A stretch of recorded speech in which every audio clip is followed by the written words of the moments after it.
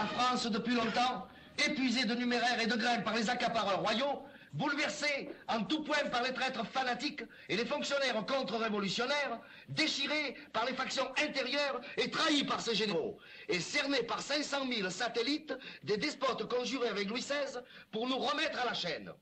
Les satellites, ce sont les Autrichiens, les Prussiens et les Capellans. Leur chef audacieux, c'est Brunswick. Non, pardon, c'est le comte d'Artois. Non, je regrette beaucoup. Mais le généralissime des armées combinées de l'invasion, c'est le duc de Brunswick, franc-maçon et agent secret du pape. Bon, si tu veux.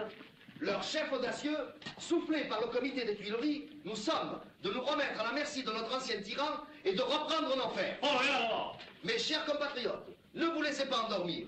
Tenez en otage Louis XVI, sa femme, son fils, ses ministres, tous vos infidèles représentants. Voilà les traîtres dont la nation doit demander justice et qu'elle doit d'abord immoler au salut public.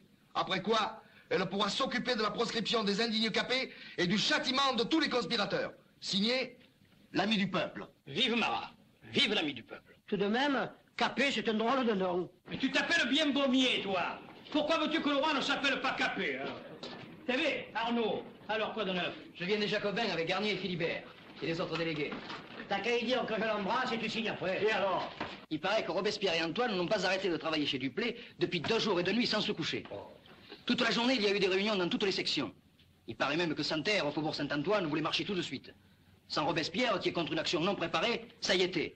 À l'heure actuelle, nous serions déjà en train de nous battre. À la section au conseil, ils ont fait mieux.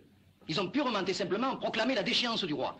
Et finalement, qu'est-ce que nous avons décidé? Oui, qu'est-ce que nous avons décidé? C'est bien simple. Si le roi ne retire pas son veto et ne prend pas des mesures utiles à la défense nationale, nous donnons 1 semaine à l'Assemblée pour proclamer sa déchéance, suivant les formes prévues par la Constitution. Mais qui ça? Nous. Moi, j'ai rien décidé. On dit toujours nous. Nous, ce sont tes représentants, les gens que tu as élus, c'est-à-dire les membres du comité central de tous les fédérés de toute la France, d'accord avec le bureau de correspondance des sections révolutionnaires de Paris. Et si l'Assemblée ne marche pas? Alors, nous attaquerons le château. En langage militaire, c'est ce qu'on appelle un ultimatum. À la soupe, ça va se refroidir. Oh, tu es bien pressé.